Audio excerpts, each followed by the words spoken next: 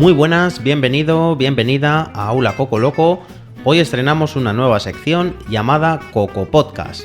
Como podrás adivinar, efectivamente, esta sección es un podcast. Bueno, el plan es que cada miércoles voy a publicar un Coco Podcast en el que voy a narrar una historia, un artículo o una anécdota relacionada con el tema de la semana. Así que encontrarás también el vocabulario que hemos revisado el lunes. Como bien sabes, el tema de esta semana es el coronavirus, así que hoy me gustaría hablar de otra pandemia que ocurrió en el siglo XX y esta sí que fue devastadora. Así que vamos a hablar de muertes, caos y destrucción. Qué bonito y qué alegre es este tema, ¿eh?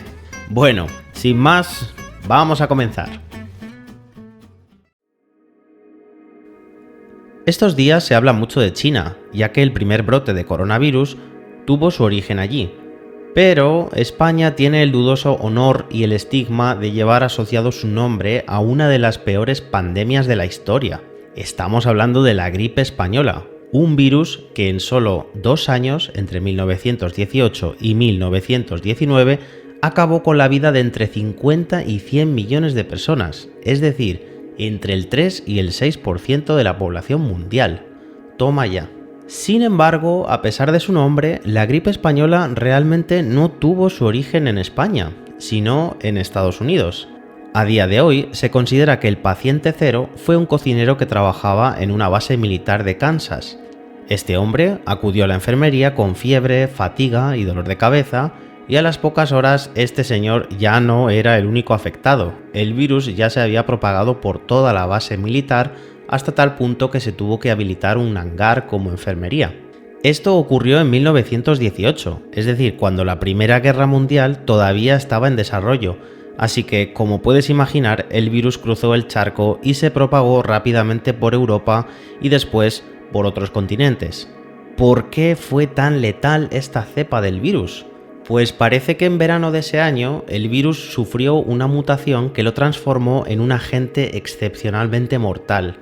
Tanto es así que incluso a día de hoy se cuestiona si es útil investigar sobre esta cepa, ya que podría ocasionar un brote extremadamente virulento e incontrolable.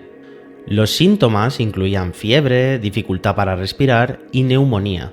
Pero, a diferencia de la gripe convencional, esta cepa afectaba gravemente también a los adultos sanos e incluso a animales como perros y gatos. Y claro, eso sumado al escenario de guerra que se vivía provocó un cóctel explosivo. Hay que tener en cuenta que en aquella época no existían los fármacos que tenemos hoy en día. Los hospitales no estaban tan bien equipados y además las unidades de cuidados intensivos estaban saturadas con heridos de guerra y por supuesto los protocolos y las medidas para contener la propagación del virus no estaban tan reguladas como ahora. Es decir, era más complicado llevar a cabo un confinamiento general de la población. Pero entonces, la gran pregunta es, ¿por qué se llama gripe española si realmente no tuvo su origen en España? Pues la respuesta tiene sentido. España no participó en la Primera Guerra Mundial, así que en aquel año, 1918, la prensa nacional tenía un poco más de libertad para publicar noticias relacionadas con esta gripe.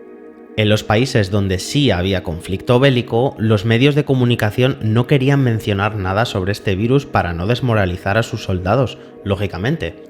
Eso provocó que España fuera uno de los pocos países de Europa donde se hablaba de esta pandemia, así que los medios internacionales la bautizaron como gripe española, mientras que aquí, en España, se bautizó como soldado de Nápoles.